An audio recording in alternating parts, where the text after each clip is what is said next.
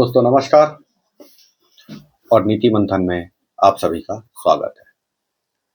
दोस्तों हमने कभी ना कभी अपने बुजुर्गों से एक मुहावरा जरूर सुना होगा कि कर्म का हिसाब जो है इसी धरती में हमको देकर जाना होगा। कितना भी ताकतवर क्यों ना हो, कोई कितना बड़ा भी नाम क्यों ना हो, जब समय पलटता है तो इतिहास किसी को नहीं बख्शता। और आज हम उसी इतिहास में जो कांग्रेस ने जो गलतियां की हैं, उन गलतियों के कारण कांग्रेस के दरवाजे पे आज इतिहास दस्तक देता हुआ खड़ा हुआ दिख रहा है।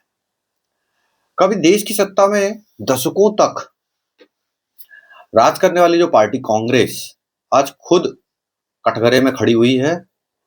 और ऐसा नहीं है कि कांग्रेस पार्टी में केवल एक, ऐसे बहुत सारे नाम हैं जो कभी उनका शीर्ष नेतृत्व हुआ करता था, वो आज सब कानून के शिकंजे में है। चाहे वो राहुल गांधी हैं, चाहे वो सोनिया गांधी हो, चाहे वो रॉबर्ट वाड्रा हो, चाहे वो चिदम्बरम हो, उनका बेटा कार्तिक चिदम्बरम हो, भूपेश बघेल हो, उनका बेटा हो, ऐसे बहुत बड़ी फहरिस्त है। राहुल गांधी खुद को संविधान का रक्षक बताते हैं और आज बार बार अदालतों को चक्कर काटने पड़ रहे हैं। सोनिया गांधी जिनके नाम से सरकारें चला करती थी, उनके नाम पे डायरेक्टली चार्जशीट फाइल की जा चुकी है। रॉबर्ट वाड्रा सोनिया जी के परिवार के दामाद, उनके बारे में क्या कहा जाए, सभी जानते हैं कि किस तरीके से वो हरियाणा 3.5 एकड़ की एक जमीन के घोटाले में और डीएलएफ कांड में डीएलएफ के साथ में उनकी जो मिलीभगत की गई और किस तरीके से उन्होंने जमीनों को सस्ते दामों में खरीद के उसको बिजनेस लैंड बना के और उसको बेच दिया गया और उससे कितना मुनाफा कमाया उन्होंने।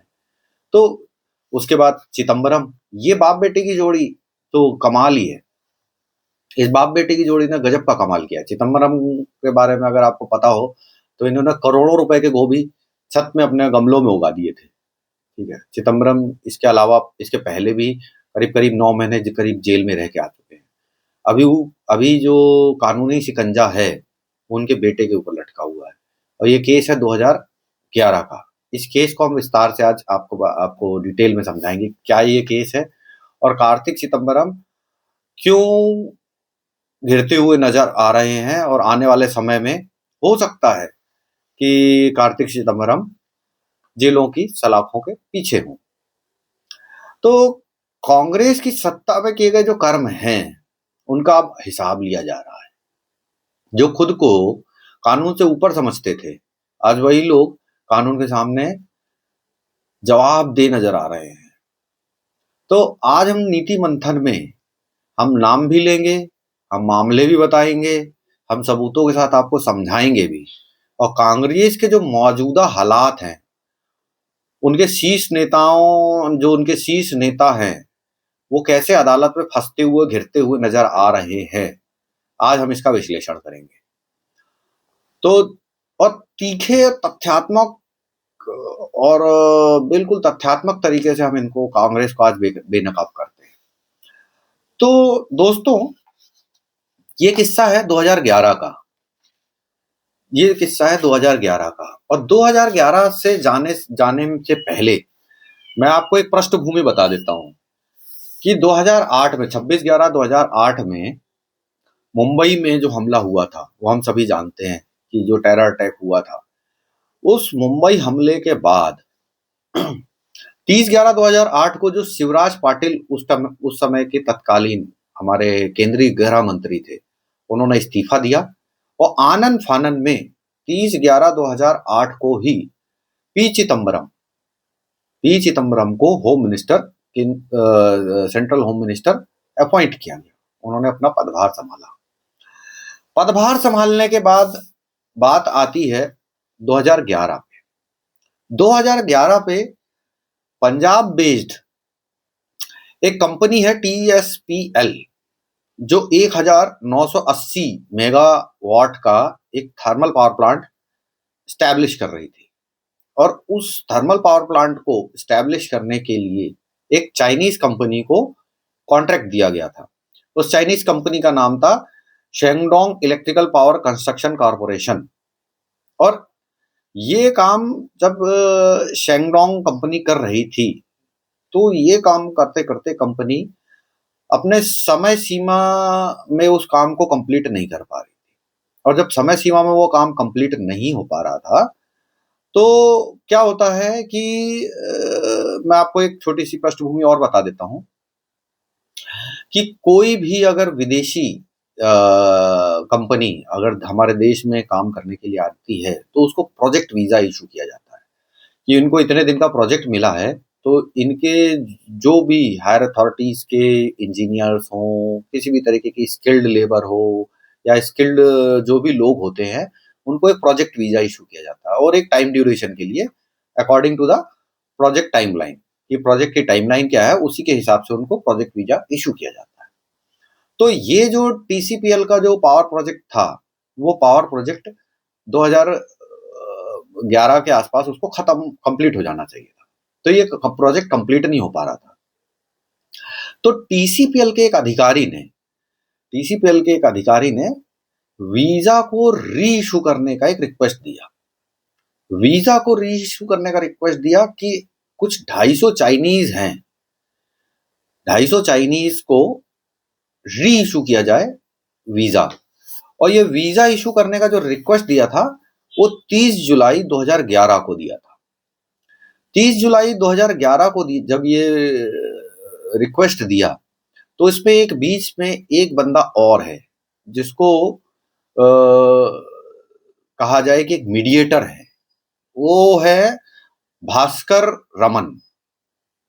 ये मीडिएट कर रहा था टीसीपीएल और कार्तिक चिदंबरम के थ्रू पी चिदंबरम से, और पी चिदंबरम है देश के गृह मंत्री। अब क्या होता है कि 30 जुलाई 2011 को एक आवेदन दिया जाता है। आनंद फानन में वो पहुंचता है और तत्काल विद इन अ मंथ जो प्रोजेक्ट वीजास थे वो री इशू कर दिए जाते हैं। री इशू करने के बाद में 17 अगस्त 2011 को टीसीपीएल के एग्जीक्यूटिव, जो टीसीपीएल का जो एग्जीक्यूटिव था, उसको भास्करन से एक मैसेज आता है कि जो आपने एप्लीकेशन दी थी, कब, 30 जुलाई 2011 को जो एप्लीकेशन दी थी, वो सेम एप्लीकेशन आप फॉरवर्ड करो। किसको? लूप में रखते हुए कार्तिक चिदंबरम, मुझे, और लूप पे रखो कार्तिक चिदंबरम को। तो वो फॉरवर्ड कर देता है। फिर भास्करन थ्रू कार्तिक चिदंबरम, पी चिदंबरम से एक डिस्कशन होता है, इन तीनों के बीच में एक डिस्कशन होता है और तय होता है कि आपको जो हमने ये री इशू किए हैं, 250 चाइनीज के जो वीजास को हमने एक्सटेंड किया है और री इशू किया है, उसके बदले में प्रति व्यक्ति 50 लाख रुपए आपको देने पड़ेंगे। और ये डील तय कर दी जाती है, डील फाइनल हो जाती है थ्रू भास्करन। भास्कर रमन इस पे एक मिडिल मैन है। फिर जो रिश्वत का जो पैसा था, वो रिश्वत का पैसा कैसे ट्रांसफर किया गया? अब देखिए चालाकी, देखिए आप, ट्रांसफर करने के लिए क्या डिसाइड किया गया। मुंबई बेस्ड एक कंपनी है, उस कंपनी का नाम है बेल टूल्स लिमिटेड। उसको ट्रांसफर होता है दो इनवॉइस के थ्रू पैसा ट्रांसफर होता है टीसीपीएल से, जिसमें एक जो इनवॉइस है वो कंसल्टेंसी फीस के नाम पे दिखाया जाता है कि हमने कंसल्टेंसी फीस दी है। किसको? बेल टूल्स लिमिटेड को। और आधा पैसा बेल टूल्स लिमिटेड को एक कंसल्टेंसी इनवॉइस के नाम पे दिया जाता है, और दूसरा जो इनवॉइस जो जनरेट होता है, वो इनवॉइस दिया जाता है कि आउट ऑफ पॉकेट एक्सपेंस, कि हमने कुछ एक्सपेंसेस किए हैं और उसका लिए ये इनवॉइस है। और ऐसे करके दो इनवॉइस के थ्रू कार्ति चिदंबरम को और पी चिदंबरम को और साथ में मिडिल मैन भास्कर रमन, इनको प्रति व्यक्ति 50 लाख रुपए के हिसाब से 250 चाइनीज को वीजा री इशू करने का ये एक कांड किया जाता है। अब ये कांड होता है 2011 में। तब से ये चल रहा था, चलते चलते और अब जाकर 23/12/2025 मतलब अभी दिसंबर में 23 तारीख को दिल्ली हाई कोर्ट ने चार्ज फ्रेम कर दिए। अब बात आती है खतरनाक, चार्ज फ्रेम कर दिए हैं मतलब दिल्ली हाई कोर्ट ने ये चीज मान लिया है कि प्रथम दृष्टिया अब आप एक तरीके से अपराधी हैं। आप अपने बचाव पक्ष में, या तो आप मान लीजिए कि आपने अपराध किया है, और अगर आपने मान लिया कि आपने अपराध किया है तो हो सकता है कि आपकी सजा थोड़ी सी कम कर दी जाए। लेकिन क्या ये आपको लगता है कि ये इतने बड़े बड़े नेता, कार्ति चिदम्बरम खुद सांसद हैं तमिलनाडु से, तमिलनाडु की एक सीट से कार्ति चिदम्बरम खुद सांसद हैं, पी चिदम्बरम के बेटे। तो 23/12/2025 को दिल्ली हाई कोर्ट ने इनके ऊपर चार्ज फ्रेम कर दिया है। अब चार्ज फ्रेम कर दिया है मतलब अब गले में घंटी लटका दी गई है, और जो ऑफेंसेस जो इनके ऊपर में जो फ्रेम हुए हैं, क्रिमिनल कॉन्स्पिरेसी पहला, दूसरा इनके ऊपर में डिस्ट्रक्शन ऑफ एविडेंस, एविडेंस मिटाने का भी इनके ऊपर में आरोप है कि इनने एविडेंस मिटाए हैं। तीसरा, ब्राइबरिंग अ पब्लिक सर्वेंट, एक पब्लिक सर्वेंट को आपने घूस दी है। इस तरीके के 3 इनके ऊपर में चार्ज फ्रेम हो गए हैं। अब देखने वाली बात ये रहेगी कि क्या कार्तिक चिदम्बरम बच पाएंगे। जिस तरीके से आप जानते होंगे पी चिदम्बरम 9 महीने जेल रह के आ चुके हैं और अभी बेल पे हैं, अभी पी चिदम्बरम बेल पे चल रहे हैं। तो उसी तरीके से अब बारी है कार्ति चिदम्बरम की। तो ये हुआ पहला केस। अब हम बात करते हैं दूसरे केस की। दूसरा केस है सोनिया गांधी जी के ऊपर, सोनिया गांधी और राहुल गांधी के ऊपर। तो जो नेशनल हेराल्ड का जो केस चल रहा है, आप सभी को पता होगा कि नेशनल हेराल्ड का केस जो है वो एक कहना चाहिए ओपन एंड शट केस है। उसमें कुछ नहीं है, उसमें 50 लाख रुपए का कर्जा देकर, ठीक है, एजेएल को 50 लाख रुपए का कर्जा देकर 2000 करोड़ रुपए की संपत्ति इन्होंने अपने नाम करवा ली है, और वो संपत्ति अभी ईडी ने उसको अटैच करके रखा हुआ है। तो 22/12/2025 को दिल्ली हाई कोर्ट ने सोनिया, राहुल गांधी और अन्य जो आरोपी हैं, इसके अंदर सैम पित्रोदा हैं, इसके अंदर में और भी सैम पित्रोदा का नाम भी है, ऐसे और भी लोग हैं, ऐसे 7-8 लोग हैं जिनके नोटिस जारी किया है और सुनवाई की तारीख तय कर दी है, और सुनवाई है 12/3/2026 को। तो मार्च के महीने में इनकी सुनवाई होने जा रही है। और क्या ये गले की फांस बनता जा रहा है? इनके जो पुराने कर्म, जैसा कि मैंने वीडियो की शुरुआत में ही आप सभी को कहा कि जो कर्मों का फल है, वो कर्मों का फल आपको इसी धरती पे भोग के जाना पड़ेगा। कोई दूसरा ना स्वर्ग होता है ना नर्क होता है, स्वर्ग और नर्क यहीं पे मिलता है, यही है धरती। अगर आपने अच्छे कर्म किए होंगे तो आपका जो अंत समय होगा वो आपको अच्छे तरीके से आपका अंत समय गुजरेगा, और अगर आपने कर्म आपके जो है वो खराब रहे होंगे तो आपको सब यहीं पे देख के जाना पड़ेगा। लालू प्रसाद इसका बहुत जीता जाता उदाहरण है। लालू प्रसाद यादव ने जिस तरीके के कर्म किए हैं, आप सभी जानते हैं कि लालू प्रसाद यादव ने क्या किया इस बिहार की जनता के साथ में, बिहार के आम नागरिक के साथ में, किस तरीके का, मतलब एक जंगल राज जो कहा जाता है, वो जंगल राज भूले नहीं भूलता। और वो जंगल राज की दास्तान आज से मतलब 20 साल पहले हुआ वो जंगल राज, वो आज भी याद है लोगों को। और उस जंगल राज के भय से इस बार का जो रिजल्ट, बिहार का रिजल्ट है, वो आप सभी ने देखा होगा कि किस तरीके का रिजल्ट आया है। तो और आज लालू प्रसाद यादव की स्थिति देख लीजिए। आज लालू प्रसाद यादव का परिवार किस तरीके से बिखरा हुआ है, किस तरीके से उनकी राजनीति रसातल की ओर जाती हुई दिख रही है। तो कर्मों का फल यहीं भोग के जाना है। कर्मों का फल आपको पूरे पूरे पूरे तरीके से, ये 100% सच है कि ना कोई स्वर्ग है ऊपर आसमान में, ना कोई नर्क है। स्वर्ग और नर्क इसी धरती पे है। अगर आपके कर्म अच्छे होंगे तो आपको अच्छा समय मिलेगा अंत समय में, और अगर आपके कर्म खराब होंगे तो फिर आपको समय के साथ आपको सारी चीजें यहीं पे, आपको सारे परिणाम आपको यहीं दिख के जाना है। अब अगली बात आती है राहुल गांधी की, अगला केस।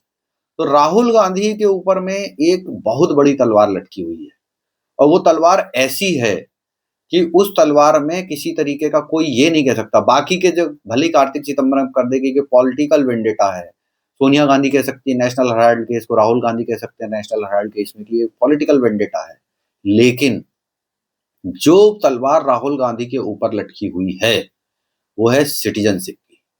और अगर इसके पुख्ता सबूत हैं सरकार के पास में, होम मिनिस्ट्री के पास में, और ऐसी खबरें हैं मार्केट में, इस तरीके की खबरें मार्केट में हैं कि ब्रिटेन से पुख्ता सबूत आ चुके हैं, और सरकार पता नहीं क्यों कब तक इस चीज को आगे धीरे ढीले करके लेके आगे बढ़ा रही है।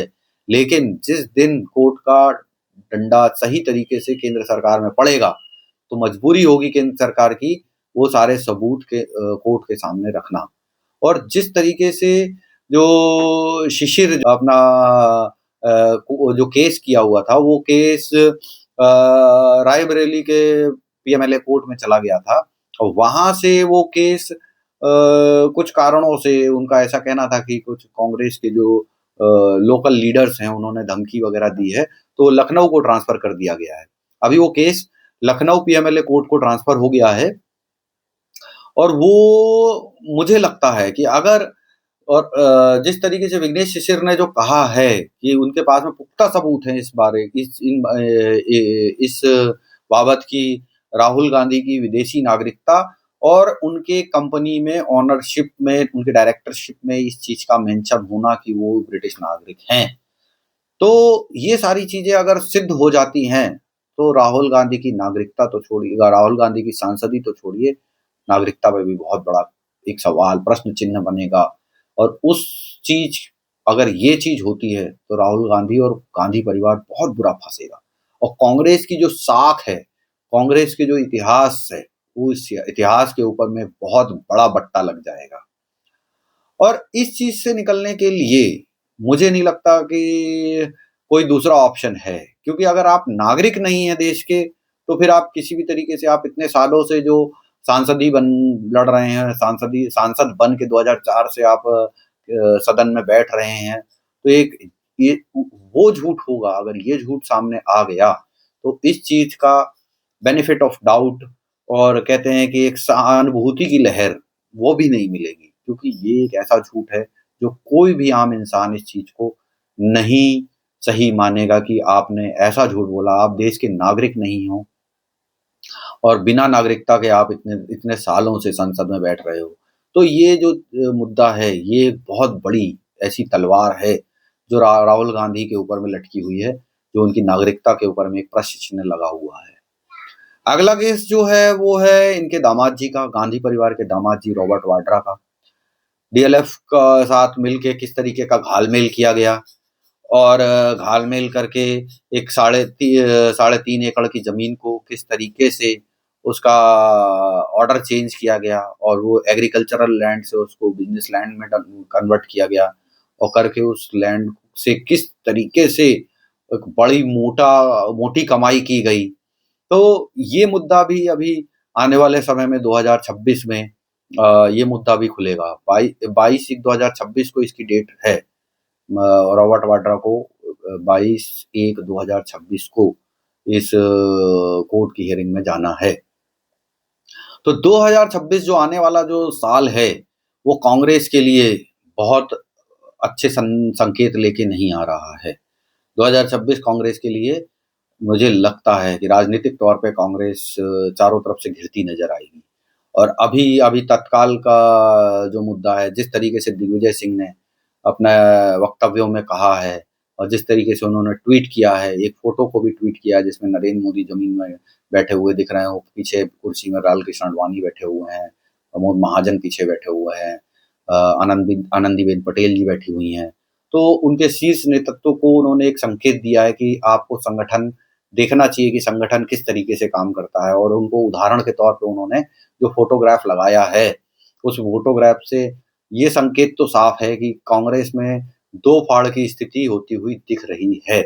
कांग्रेस और अभी प्रियंका गांधी और उनके जो समर्थक नेता दल हैं उन्होंने जिस तरीके के वक्तव्य दिए हैं, और आज दिग्विजय सिंह का ये जो स्टेटमेंट है और ट्विटर पे जो उनका ट्वीट है, वो सारी चीजें संकेत दे रही हैं कि आने वाला समय कांग्रेस के लिए बहुत अच्छा नहीं है। कर्नाटक में स्थितियां अच्छी नहीं चल रही हैं, और जिस तरीके से देखा जाए तो आने वाले जो विधानसभा चुनाव हैं उसमें भी कांग्रेस का बंगाल में, मुझे नहीं लगता कि बंगाल में कांग्रेस का कुछ भी बहुत अच्छा कुछ होने वाला है। असम में देखने वाली स्थिति रहेगी आने वाले चुनाव, केरल में क्या रहते हैं, तमिलनाडु में क्या रहते हैं।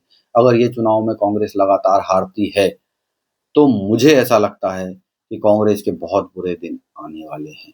और जैसा मैंने आपको शुरू में ही कहा कि जो हमारा कर्म है, कर्म का फल हमको यहीं पे भोग कर जाना पड़ेगा। कर्म किसी का पीछा नहीं छोड़ता। आपने अगर अच्छे कर्म किए हैं तो आपको अंत समय में अच्छा समय देखने को मिलेगा। उसी तरीके से जिस तरीके से कांग्रेस पार्टी का जो इतिहास रहा है, कांग्रेस पार्टी का जो इतिहास एक बहुत ही ज़्यादा कहना चाहिए कि एक अजीब-सा इतिहास रहा है। मतलब उसमें देशभक्ति कम और परिवार भक्ति ज़्यादा, और एक परिवार को लेके जिस तरीके से कांग्रेस पार्टी हमेशा से एक कहना चाहिए कि अपना आराध्य मान लिया उन्होंने।